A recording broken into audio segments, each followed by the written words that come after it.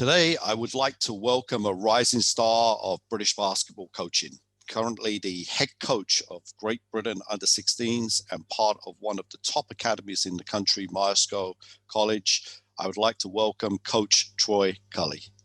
Coach, good morning. How are you? Morning, Tony. It's good to catch up. Really excited about this one because you've got a really interesting journey. I mean, most coaches do, especially coming from this country. But you touch with quite a lot of important people in British basketball coaching history, and you are a real student of the game.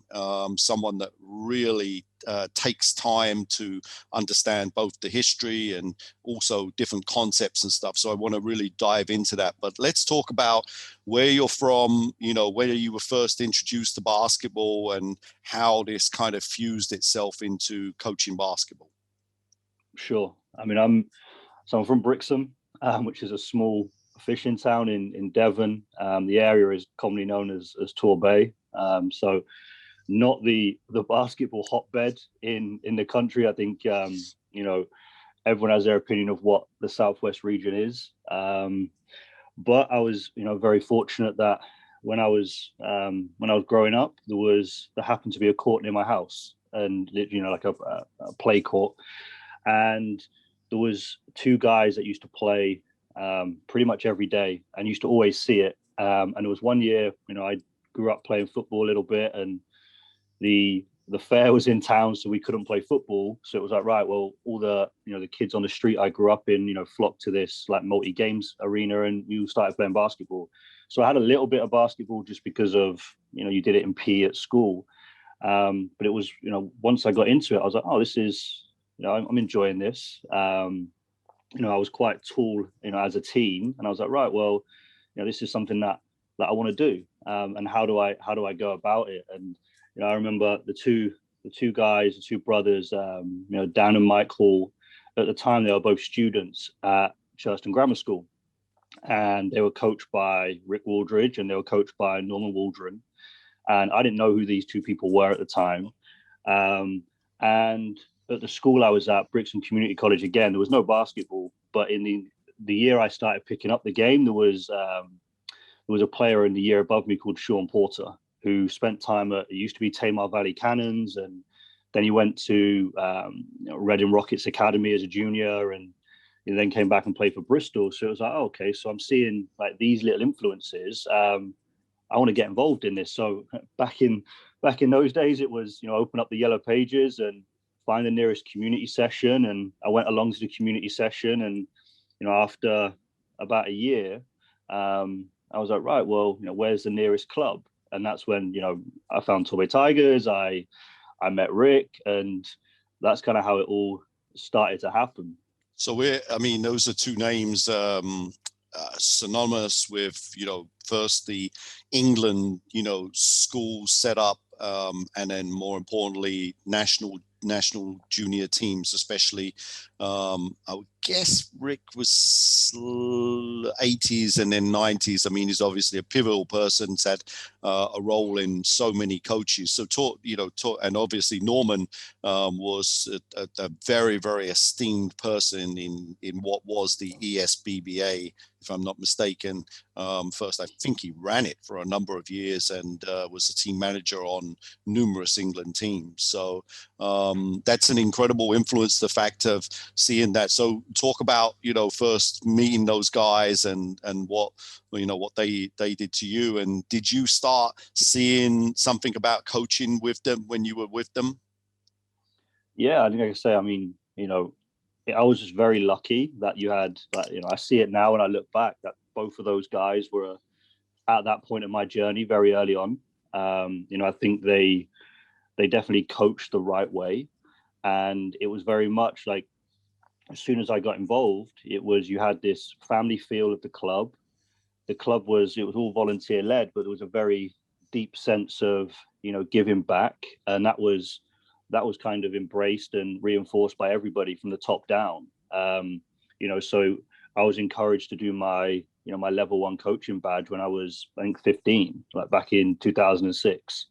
And that was for the sole purpose of yes, you're going to be around, but you can help out with some of the under 12s or the under 10s community sessions. So, and I kind of, because I came to the game quite late, I saw that as a way of, Rick pitched it as a way as, this will help improve you as a player. And, you're going to get fast gains because now you're having to understand the game to teach it to someone. So that's going to help you. So, yeah, I got involved very early on, and I think for those, there was like probably 3 or 4 seasons, my role was literally just sit on the bench when I wasn't playing, just to assist Rick and run some of the community sessions. So, I wasn't even thinking about this is me coaching long term or anything like that. It was just I fell in love with the game very early on and just wanted to be around it.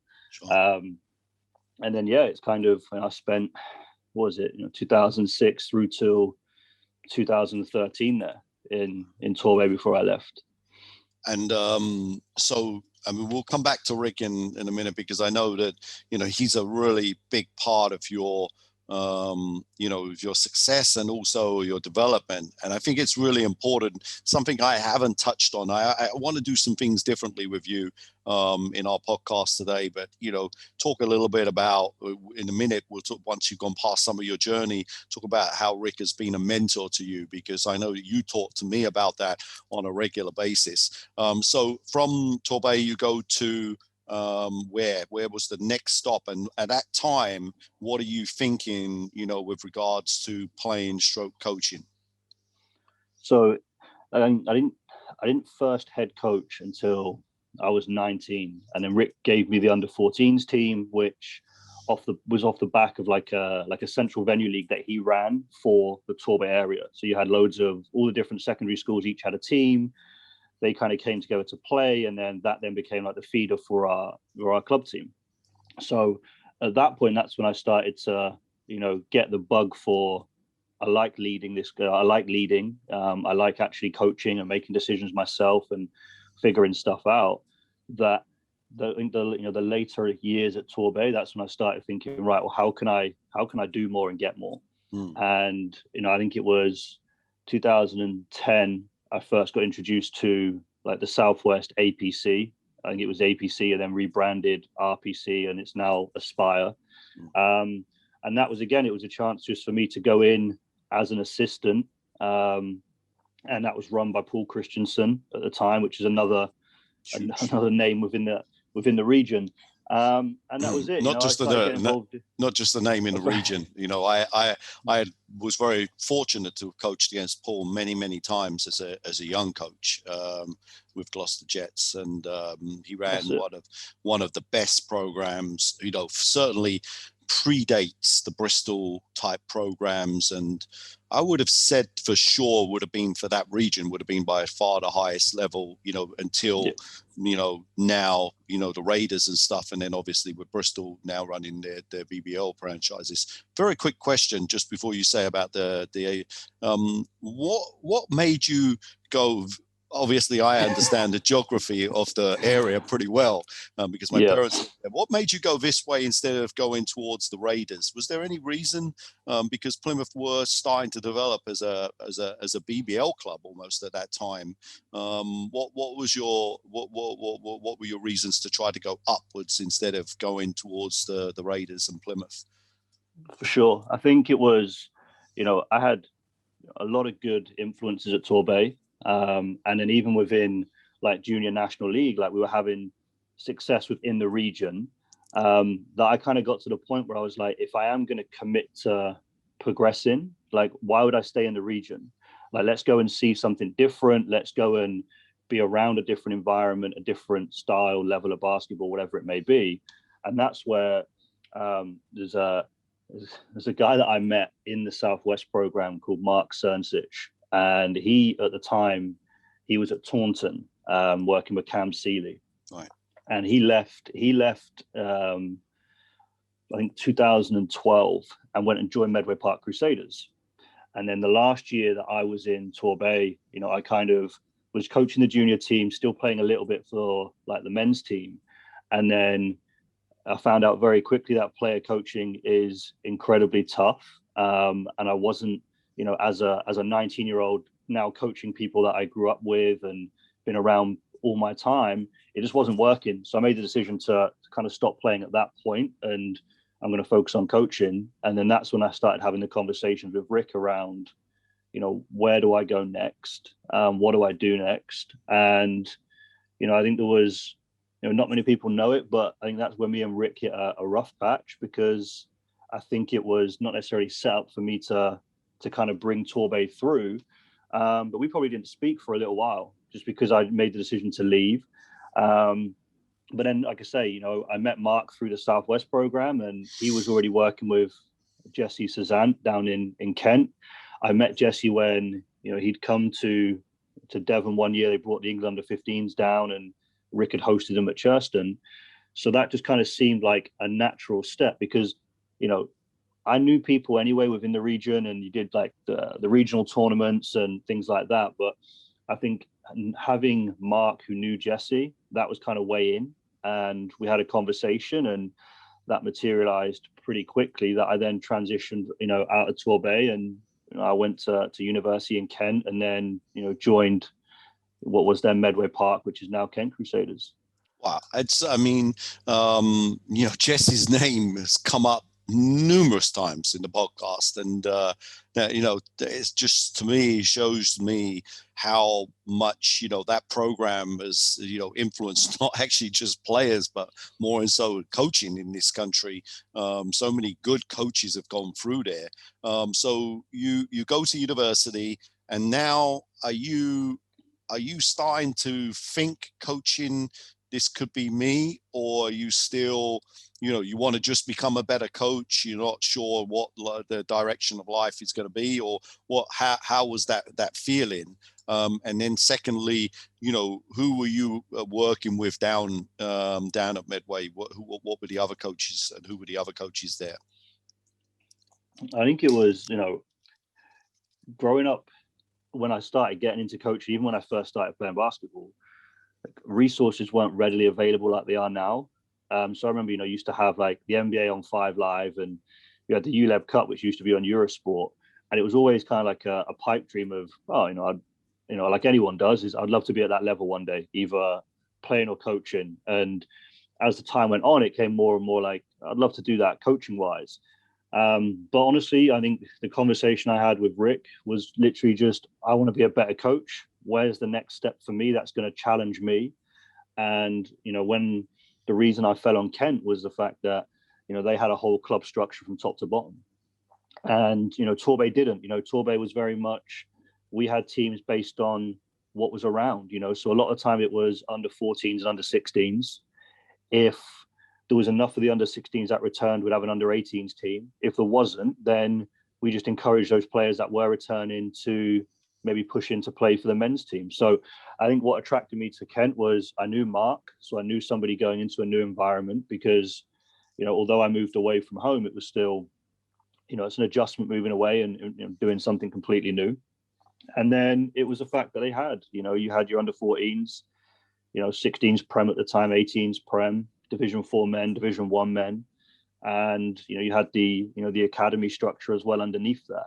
So it was really just a chance, and when it was, pitched in the conversation I had with Jesse, it was, your first year is just you come in and we've already got all of our coaches established, but it's a chance for you to literally just be a sponge and be around as much as you want to be around.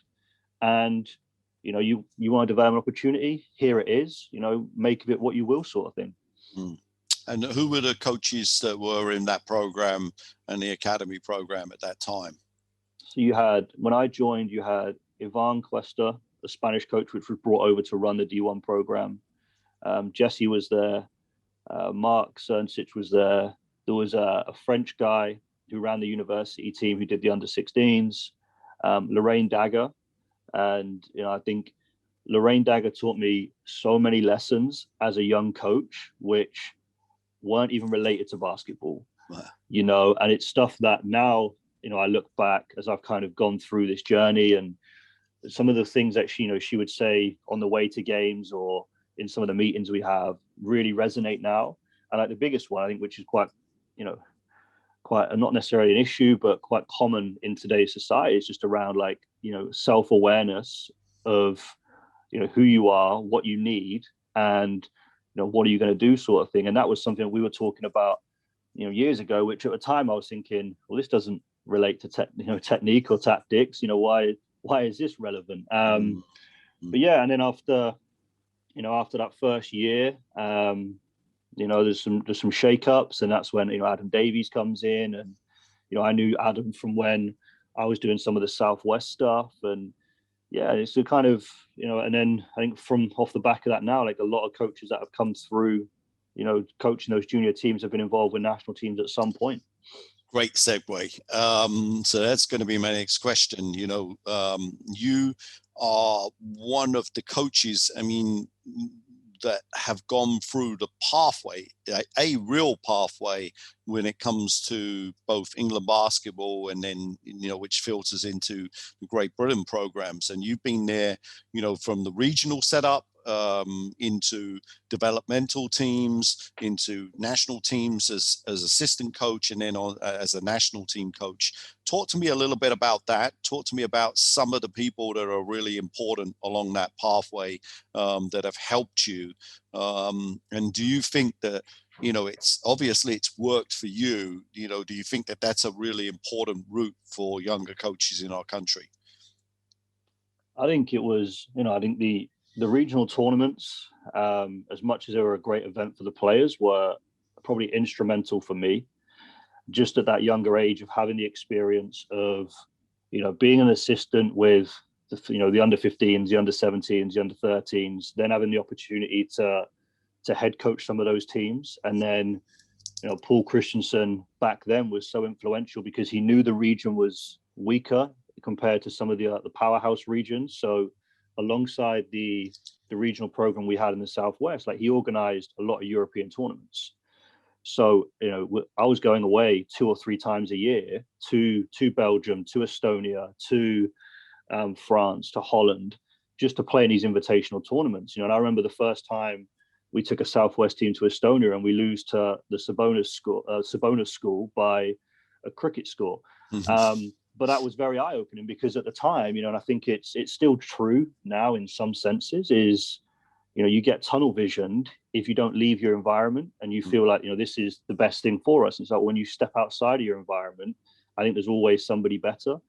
So Paul was instrumental early on. And I think what was really good, and there was one year I did the under 15s program, is when you brought in coaches like Rob Sape, Rick, John Collins, Matt Johnson, like some of these more established names in the sport, to come and assess coaches. And, after, I'd coach a game and then I'd have a debrief afterwards, and you go through a bunch of stuff and it's all right, these are the things that you need to address tomorrow. And you'd come back tomorrow and you'd readdress it and you'd catch up again. And I think at that time, that's when there was like a cohort of me, Richard Hill, Adam Pearce, Adam Davies, like younger coaches, which were kind of all doing the regional stuff at the same time. Sure. And that's where that then kind of fed into, right, well, come back again next year and come back again next year. And, working up, a head coach 1 year, assistant the next year. And then that's kind of what led into, I wouldn't say that led into national teams, because how I got into national teams was, I would still say by chance. I'll explain in a second, but I think the regional stuff definitely underpinned a lot of it and kind of put my name out there and showed that I was committed to the pathway, because I've been involved with the pathway now for the last 11 years. So I've definitely committed to it. But how I got involved with national teams was a chance, was by chance. I happened to, I was doing a lot of networking at the time. I'd met Matt Guyman my first year in Kent. We went down to the Solent pre-season invitational with the under 18 team, and me and Matt kept in contact afterwards and discussed different coaching things. And then there was one day I'm walking back from university, I get a phone call from Carl Brown, and he goes, do you want to be involved with a national team? And I'm like, what? This was out of the blue, and I was like, hi Carl, what's the situation? He goes, well, Matt Guyman was the apprentice at the time, and due to personal reasons couldn't fulfill that role, so had recommended my name to Carl. And Carl, in true Carl fashion, rang and said, right, well, on the phone, why do you want to be involved with the national team? So, I gave my reasons, and, next thing you know, it's like, okay, leave it with me. And then he came back, and, a couple of months later, I'm the apprentice to the England under 18s, that 97 generation. And that was kind of that was my foot in the door. And then from there, the year after, I was the apprentice to Alan. Then I moved sideways and did 2 years with Christina with the 15 girls, a year then with Chris Bourne and the 15 boys, and now with the GB16s. Quick question. I'm assuming Warwick had gone by this time, so I think Vladan was the kind of lead. Was Vladan directing this, or was this more you driving yourself and the personal contacts, and then it kind of went down that way? How did that work? I'm just trying to get an idea of that kind of that pathway and who was actually controlling it at the time. So I think the first year I was involved with Carl, there was some crossover. So there was the Harris tournament at Christmas, and for different reasons, I think Alan's staff couldn't be there. So me and Adam Davies got moved across to assist Alan at the Harris tournament. And then, around that time, like Warwick was still there, Vladan was around as well. So they were both kind of there. And then it was, after the end of that year, I think that's when Vladan kind of took over officially. And that's when, we had the conversation where I'd already assisted Alan at the Harris tournament. He was happy with that. And I got asked if I wanted to, because it was the idea that, you shouldn't do 2 years as an apprentice with the same group. So it was like, you've done 1 year with the 18s or Carl, now it's your chance to move sideways with Alan, which was really good. And then there was the situation at the end of that second apprentice year where I applied to be an assistant with the boys at every age group, just because I'm like, I really wanted just to push on. And, me and Vladan had a conversation and we saw things differently. And I think he wanted me to go in a different direction, which at that time I probably couldn't understand and didn't understand. But it was around actually having conversations with people, which I still lean on today, and then kind of reframing it to say, well, it's a sideward step and it's a step up because you're moving from apprentice to assistant. So don't necessarily look at it as you're going from the boys to the girls, you're never coming back to the boys, whatever. It's you're stepping up to be an assistant, you've got more responsibility. Oh. It's more about what you do with that and really how you go and add value to that program. So I had 2 really good years with the 15 girls. And then there was a transition. I think that's when Steve came in and I was asked to then go back to the boys. Right. At this time, you've taken a mass amount of experience from different coaches. What are you as a coach? Where are you sitting with your philosophy at that moment? What do you think your strengths were? Do you think you were, you comfortable offensively or defensively? What do you think, you were? Where were you at that time? That's a very good question. It reminds me of that first weekend on the level 4 course when I was asked the same question, and my response to Brian and John at the time was, I have no idea what my philosophy is, because it was never like coming through. It was never really talked about or asked about. Like, it was never formalized. It was just, these are the people that are around me. And I think it was very much, well, this is how Rick's coached, and Rick's had 30 plus years at national team level. This is probably a good idea that I should try and follow some of this stuff. So I think early on, it was very much, there was no necessarily real formal philosophy. I think there wasn't necessarily much education outside of your technical and tactical stuff. So I think, a lot of the resources I was getting, through different means were American coaching clinics, or you had some stuff which, I'd get passed down because someone was going to done the Fiba course before me and shared their DVDs so I could access that. But a lot of it was always around tech. So that's what I just assumed my philosophy was. It was, well, how do I coach? Like, what do I like? What do I want to do in terms of systems? And it wasn't until that level 4 module where I realized actually philosophy is probably a lot more overarching than just what are we doing on the floor. I mean, that's where at a point now where it's kind of, I think you can have two philosophies. I mean, you're going to have like a general philosophy of this is the type of coach I am. These are the things that resonate with me. This is what I like, what I don't like, what I value. And then you're going to have like the same thing on the floor, and it kind of intertwines a little bit. But I do think, this is kind of having two. Right. I mean, I'm going to ask you the question just after, about where you are, towards now. But, so back then, though, what do you think you were teaching well, and that you were like, hey, I'm really good defensively, or was there something that you were like, or it was just like you were following, the areas of emphasis, and you felt you had that very well, you were dealing with that in a good way? Or is it that way? Because you've had some really interesting experiences in this last, say, 3 to 4 years, which I believe would have changed your philosophy in a big way. I mean, if I'm not mistaken, you've got 3 different things that have really changed. You go to Myerscough, you take your master's in elite sports coaching, which brings you into, like you said, with people that are talking about coaching in a much different way. But then you also go to the FECC and are being taught by world-class basketball coaches. No offense to anything that's in our own country, which then opens you to a whole world of elite level coaching. So Sure. Back then, was it just that you felt, I'm really solid, I know how to teach the individual fundamentals? You must have pinned yourself to fundamental skill training, because Rick was was obviously of the old school, where the individual fundamentals were so important. So was that something that you felt that you had a good grounding with? Oh yeah, for sure. I think Rick was a stickler for detail, as was Norman, and I think it's because they've obviously both got heavily teaching backgrounds. But that was it, and I think that was what it was, for us growing up, whether I was playing, whether I was coaching, is we were always very fundamentally sound.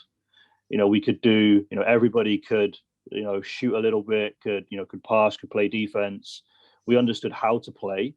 There was a lot of screening actions. There was definitely times that growing up I was told not to dribble. There was definite times I was told not to shoot certain shots, because it was extremely structured. It was very structured, very well drilled, very structured, very disciplined, and things ran like clockwork. And that was just those two through and through. And then I think when I started to venture out, I think having that area of emphasis document was really good with the regional stuff, because it was on 2 or 3, like the shortened version that was given to coaches. The 2 or 3 pages was, this is what a regional team should be able to do, press in the full court, play up tempo, play fast, like those sorts of things, that I felt, right, well, I can start to bring this to life. And because of all the teaching and guidance that I had from those two, and now what I was starting to see, when I first moved to Kent, because even my first year in Kent, I still came back that summer and did the Southwest stuff. Now I'm starting to think, okay, well, this is how I can bring it to life myself. But yeah, I think back then it was very much, we didn't necessarily have talent. There was typically when we make the playoffs and lose in the first or second round to a London-based team, whether that was in national schools competitions or national league competitions. So it was very much, well, how can we get the best out of these kids? Because they weren't necessarily just basketball kids, like some were playing other sports and things like that. So a lot of it came down to, well, we can just be fundamentally skilled, and that'll put us in a better position than most. So that's definitely probably what it was when I was younger. I just think I was very lucky when I was younger to have a coaching mentor and have some infrastructure in a club that I wasn't kind of left out just to figure stuff out myself. Excellent. So Kent is coming towards the end. I mean, what was the catalyst to move on to Myerscough, and how did that happen? And explain a little bit about Myerscough itself. Again, by chance. Again, it comes down to, I think it's, either someone, or someone knows somebody. And I think that's how a lot of these things will happen. And I think it always comes back to me and just, are you trying to do things the right way? Are you showing people that you are committed, that you are putting the hours in? Because I think that doesn't go unnoticed. And I think it was when I was with Carl Brown and the under 18s, I was the apprentice, and then Neil was an assistant on the staff as well. So again, it was by chance that I'd met Neil at the time. Again, I didn't know who he was. The same with, Dan Petts was on the staff as well. And at the time, I didn't necessarily know who he was. And, it was just through that process, being around Neil, and, one thing led to another. And, he offered me a job in the sense of, when you graduate, I'd like you to come and join Myerscough. And at the time it was, I don't necessarily know you. And, is it true? Is it not true? I don't know. But, we stayed in contact. And, as I started to come towards the end of my degree in 2016, I came up and visited. And, at the time, that's when, you see the campus, you see the staff. And very much quickly after that, things materialized. And, we spoke about the best way to make it happen. And then I joined in September 2016. It's an interesting one, because he had told me that he was going to go after you and try to sign you. So yeah, that's a very interesting story. That's for another day. Let's talk about Myerscough really quickly. I mean, not Neil, obviously. Neil Hopkins has set this program up, but you come in there. Mike Bernard is there. You've got some great minds. Talk to me about something that I didn't speak to Neil about, but unbeknown, it is a really almost full-time basketball situation, or as close to it as possible. You sit in that office, you talk basketball almost all day long. Talk about the dynamic, and been working with Mike, working with Neil, some great strength and conditioning guys as well. Just talk about that whole situation, and then also very quickly talk about what does a kind of a typical week or a typical day look like at Myerscough. Busy is probably the best way of putting it. I think what Neil has set up here is it's unrivaled in some senses. Because it truly is a professional setup. In terms of what the provision is for coaches, what the provision is for players, and it really is set up like a small junior college. Where athletes come in, they live on campus, they study, they get to practice, play, lift, etc. So that, in a sense, is fantastic, and I think that's kind of what I really wanted as the next step. Because when I was in Kent, the academy was down in Canterbury. I was at the university campus in Medway, which was 45 minutes apart, via a shuttle bus. So there was, some days I'd finish a lecture, jump on the shuttle bus, get down there. Ivan would come and pick me up, take me to practice. And then I would wait around and then come back with him in the evening when we had the evening practice. So there was a lot of moving parts, where I think Myerscough, the fact that everything was on campus, there was the opportunity for me to live on campus and take on some kind of the student residency roles, just to facilitate me being there. But it meant I could be around basketball as much as I wanted, which I thought really was going to catapult my development. So that was great. And then I think, like you say, it's the people that are around. You mentioned it earlier on in terms of, I've always tried to connect with what's happened in the past. You got someone like Mike who has a ridiculous amount of professional experience. I don't have that as a player, because I got into coaching, very early on in my teens. But just having those conversations and seeing how he sees things has been great. The same for Neil, and the same for everybody else on the staff. It kind of is just an extension of what I was starting to see in Kent, when you just surround yourself with different coaches who have different lenses and see things different. But now it's kind of really amplified, because we are in the office every day. We do spend a lot of time on the road together. And now with, all the European travel, you spend a lot of time, in transit, in airports, in, hotel rooms, whatever, in coffee shops, just talking about basketball and really engaging around that. So I think it's been phenomenal for me. Do you think you think that the culture that Neil has built, and he would credit obviously you and Mike and other coaches, to be part of that. But do you think that you are, that you push and drive yourself to be a better coach, on and every day on the floor? You're almost like trying to prove that you're, a really high level coach. I mean, that's not really well put, but you get what I'm trying to say. Yeah, I think it reminds me of something you said when you came and visited, and it was around, the idea, I'm paraphrasing now, but it's around the idea that we are on the floor every day. We're between the lines every day coaching and, figuring stuff out every single day. And I think just being in that environment in itself accelerates your growth, because every day there's something new you've got to figure out. And then because we're competitive as coaches, is we're always trying to push ourselves that, if I'm running a practice and, I've got, Mike Bernard on the side or Neil on the side, or, now you've got people like James Jones. It's like, well, regardless of what I've achieved as a coach, you've still got people with a lot of experience watching, that they're always going to provide something else. They're always going to try and push you more, like, why are you doing this? Or what do you think about this? Or you've missed this, or have a think about this. So we're always pushing each other in that sense. And I think that's where, we're really trying to, just stay ahead of that curve. Okay, and not be happy that, okay, yes, we've had success domestically, but it's like, right, well, how do we push to the next level? Like, what's next? What's the next target? What's the next challenge? And I think that's what's always kept it moving, is that there's never been a point where we've sat back and said, okay, we're happy with this, let's just keep this ticking over. It's always been, right, what's next? What are we going to do next? What's the challenge for next year? I think that's how the European stuff came about. And now it's kind of, well, what's next? And I think that's what's really been really beneficial. And I think because of the situation you have at Myerscough, where it's not a club, and I know that ruffles some feathers with some people, is that we don't have the infrastructure of, developing our own kids and bringing them in and having a higher men's team where these kids can go.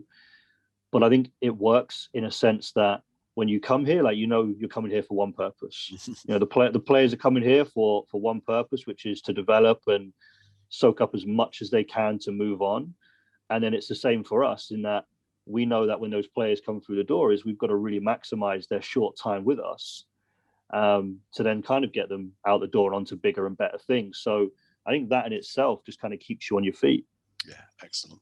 FECC, we touched on it. Talk to me about your experience.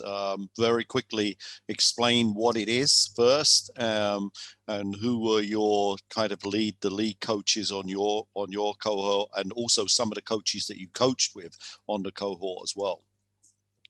So it's the Fiba Europe coaching certificate, and it's a program designed by Fiba, which selects up to 2 representatives from all the European countries, brings the coaches together, and then over a 3-year program exposes them to workshops, lectures, the European Championship. So it's set out to go U16s, U18s, U20s, and the whole aim is around identifying people which are working within like talent development, youth teams, and really maximizing those coaches to then go and give back at those age groups, which is something that I was doing, working in academy setup, working in age group national teams. That when the invitation came out to register interest, I quite happily threw my name into the hat, openly spoke about some of the deficiencies that I felt I had as a lack of maybe some of the opportunities available in this country. And next thing you know, I'm on this incredible program, where the lecturers I had, you had Svetislav Pesic, you had Pablo Lasso, you had Janis Dravic, who was a big Yugoslavian name back in the day. You had people like Arik Shavek, and then my last year when we were in Israel, you bring in Igor Kokoshkov, who's now with the Serbian national team, and had stints in the NBA, and is now head coach of Fenerbahce. So it was incredible. That experience, so much happened in those 3 years, but yeah, it was a really eye-opening experience. And I think what was really nice was that the year I graduated, which was 2019, was the same year Neil was there with the under-20s. And that under-20 staff was the staff that I first got involved with as an apprentice with Carl Brown. You know, like Emily was still there, Dan was still there. So it was really nice to kind of see them at the Europeans and kind of be there and, you know, watch those guys, but also graduate myself. Awesome. Now, let's link this up. You get the role of the head coach of GB under U16s. Unfortunately, you know, the pandemic situation, but linking the FECC and your work at Myerscough and all of this experience, all the coaches, what are you now? Where do you think you are now from a basketball perspective? I know you talk about that you know, you've developed, you know, a philosophy and you understand, you know, the coaching process, you know, in a much more better detail. But from a basketball standpoint, you're now going to be a head coach of a national team.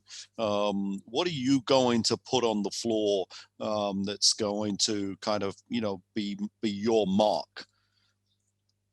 I think this is something that I've definitely, it's chopped and changed a lot. And I think it's chopped and changed probably more so in the last 3 or 4 years than it probably did in the 10 years prior. Sure. And I think that's just because I'm now put in so many situations just because of the nature of what we're doing at Myerscough. Like we're chucked into high pressure games and, you know, opportunities where you've got to adapt and think about, well, what's the best way to move forward. That I'm definitely at a point now where it's kind of, I'm clear in my mind what I want to do, which is a lot of it is underpinned around, you know, how to play, you know, versus kind of what play are we running. I think it's moving away from, you know, those sets. And I think a big driving factor in that was the year, you know, what we were doing in the EYBL, the year that we won it with Neil, just around where we kind of reduced the sets we were running and kind of made it more around, well, let's just strip the game back to its basic essence of we're going to try and isolate a mismatch, find the cross matchup, and this is the advantage, exploit the advantage. And I think the reason my mind is moving more towards that, and probably even more so at the U16 level, is for a lot of those guys, that's them starting their, you know, their national team journey. Sure. So, okay, yes, you know, are you doing this out of like early offense, motion based, you know, type of open type sets? How are you creating this mismatch type basketball? Are you know, is there multiple screening handoffs? What's the philosophy behind that? Sure. So I think it's, you know, everybody says they want to play up tempo and fast. I think, you know, I've heard that as buzzwords for a long time, but I think there's actually doing it is the key, and actually committing to it, because it is going to look a bit chaotic at times. So, you know, yes, you know, we're going to look to value pushing the ball ahead in transition, hitting the open man, taking the early three, finding that 45 slot drive, those sorts of things. But then it's just, I think one of my pet peeves is, and I've seen it a lot at a variety of different levels, is you say you want to play up tempo, your big gets the rebound and he can't push it. Or the guard gets the rebound and the first thing he does, instead of taking 2, you know, push out dribbles, is look at the coach to say what we're going to run next. Well, then you're not committing to playing up tempo and fast because you've lost that advantage. So a lot of it is, you know, and it's hard to say without knowing the players that are going to be on the floor, but it's just early actions, you know. So it might be, you know, running a pistol. What are we running out of pistol, and having something happening on the backside? So as the pistol happens, you might have an exchange on the backside, which just keeps the weak side defense honest, you know. Or it's, you know, I might hit ahead and I cut through and we go drag with a trailer, or, you know, so like those sorts of things. Or it's the trailer comes, catches it, swings it other side, and we go into something else. So it's more around just, you know, I see those initial actions as that's our fast break, but then our actual transition offense is, what are we just going to flow into where we can keep the ball moving, we can change sides of the floor, maybe create a long closeout, maybe create a gap to drive it. And then it's just underpinning all of that is just making sure these players understand, well, when this stuff does happen, what are we doing? You know, so if there is a baseline drive, where is everybody relocating to?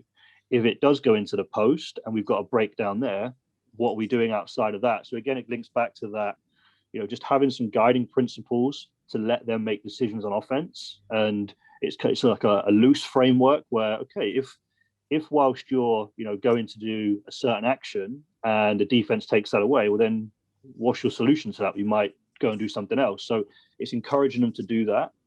And then on the other side of the ball, defensively, that's where there's probably going to be a lot more rules where this is how we're going to defend.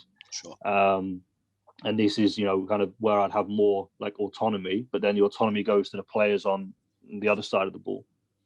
Interesting. Yeah, that's been, pretty much a core value of my coaching for a number of years, having the creativity and freedom offensively, but, with a rules-based, much more disciplined approach on a defensive end. So great stuff. Let's talk, wrap up the Rick Warridge situation. I think it's something I've tried to touch on a couple of times, but I know your journey, so I think it's really important just to hear your thoughts on it. But having someone that you believe is really is obviously has the background, the knowledge, and it has this kind of mentorship role, even if that's a word that's only just come in. Talk to me about how important Rick has been in this journey of yours. Influential. I think I wouldn't be here if I'm being totally honest. I think going back to, when I was younger, it was, he paid for my level 1, he paid for my level 2. The payback was I had to referee a ridiculous amount of school games. And I had to kind of, and I was doing school sessions as well.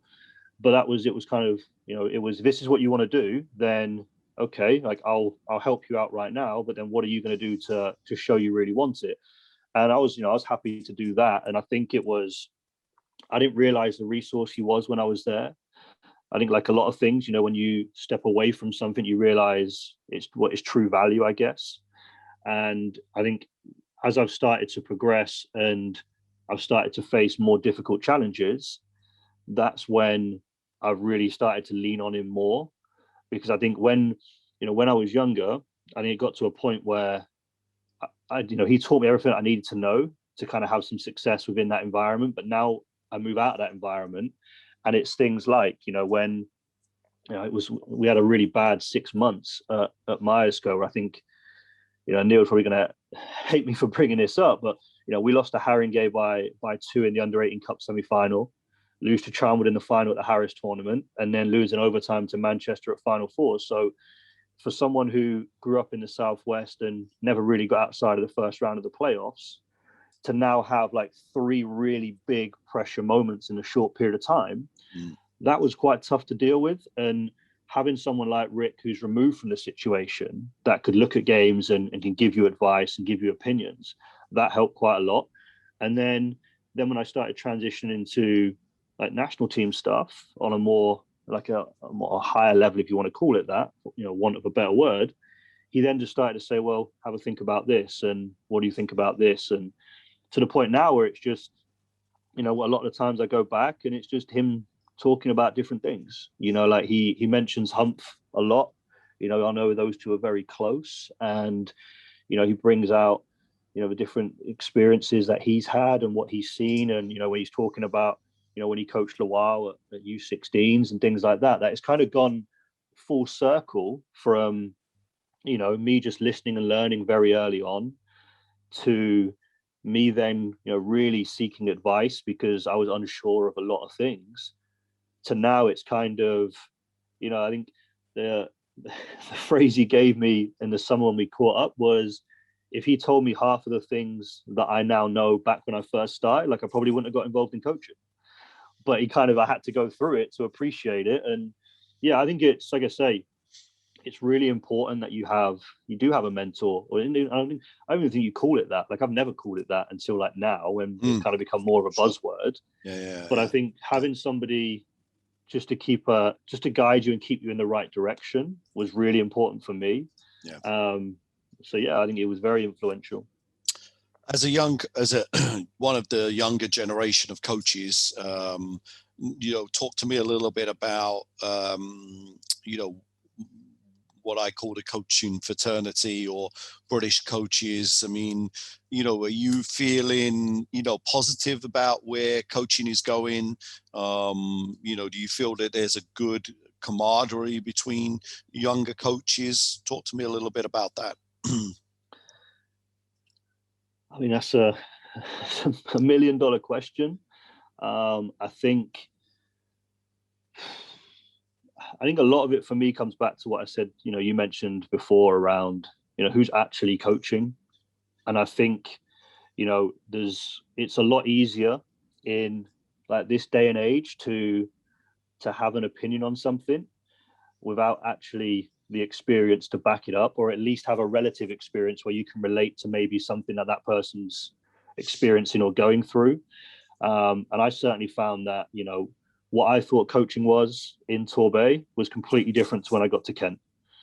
What I thought coaching was in Kent was completely different to when I started being involved in national teams. And the same when you move up in national teams, what I thought as an assistant was completely different to when you're 6 inches to the other side, you're the head coach and you're now the ultimate decision maker. So I think there's a massive, kudos to, those that are living and breathing it. I think that is really important. And I think it's not necessarily rushing that journey. I think it's just find some experiences where you can, gradually progress, because, I got into coaching because I enjoy coaching. I wasn't coming in at day one saying I want to be a full-time paid professional coach. Where am I signing? It's I enjoy coaching, let's do it. And I think in this day and age, I think it's starting to move towards some people which are like that, which they're kind of chasing something rather than just fully embracing what they're doing right now and how to maximize that. So I think it's the, that illusion of, I think Twitter's it's a great resource in terms of networking and sharing ideas, but it does sometimes create an illusion of, you can, be whoever you want and, have all these great ideas, but then can you bring them to life in a practice? Sure, can you deal with some of the challenges of a practice when, your best player isn't performing, or you just had a really bad practice and things aren't going your way, like some of those day-to-day challenges, which become second nature when you're coaching all the time. Yeah. But I do think it's moving in the right direction. I think there are some really good, coaches in the game. I think we're a lot more connected maybe than I think some people would like to believe. I think there's loads of people that I can reach out to if I need to. And I think that's what's nice, is that, I can always see things through a different lens.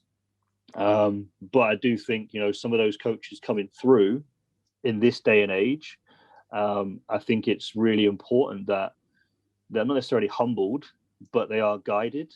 And I don't think it's happening as much as it did with me. And I think, when I was doing the regional stuff and coming through, it was, you were kind of coached and you were given feedback, and there was a process where it was, when I first got involved with the Southwest stuff, it's you're an assistant and that's it.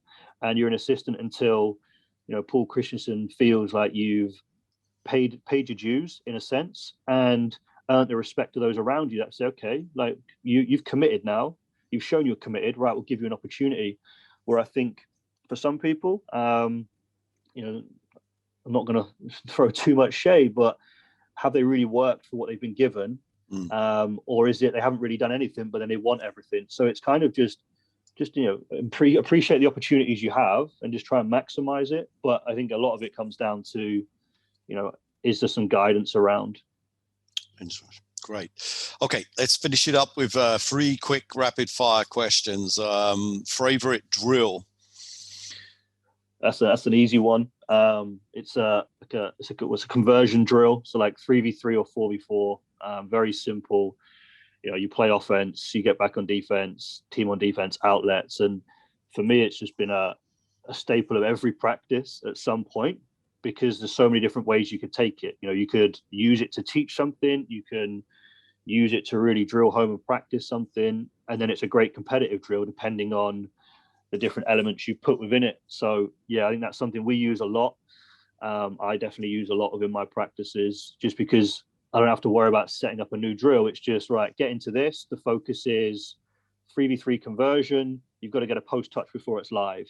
3v3 conversion, you're going to run drag, whatever it is. So you just get into practice really quick. It gets them up, and yeah, awesome. My go-to that one. Great. Favorite all-time basketball coach? This was a tough one, and I've really been racking my brain because I haven't really gravitated to like one specific coach. Like I think some people might have. I think I've always just tried to steal from everyone. Sure. But I think one person that resonated with me a lot when I was younger was Bob Hurley. And the reason was there was a documentary which I got through the grapevine called The Street Stop Here, and it really opened my eyes up to, here's a coach working in the inner city.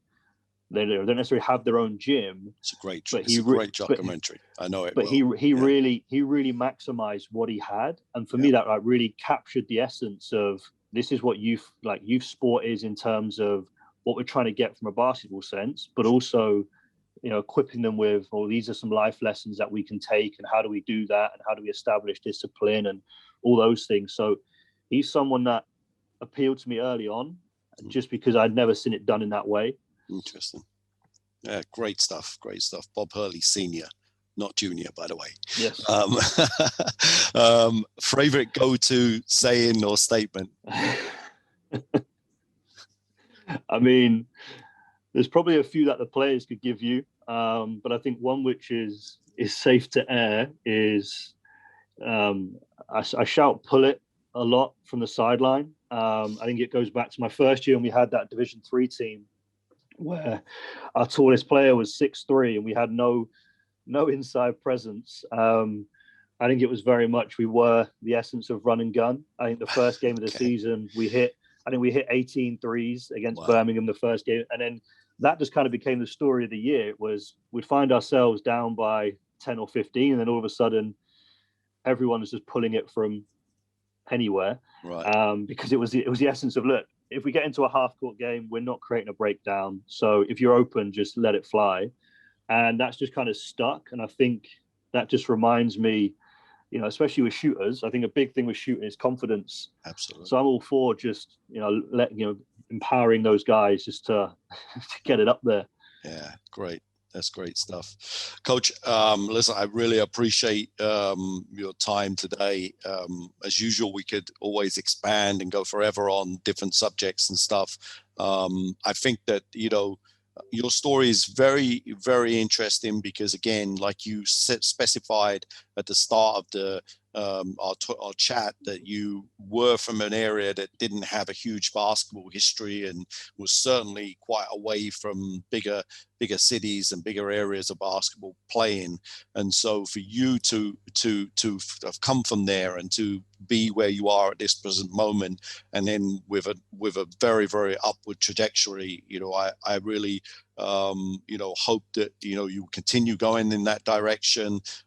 Big success for the GB program. Obviously, it looks like it's going to be another lost summer, but if something does happen, I wish you success with that, and obviously with your time at Myerscough.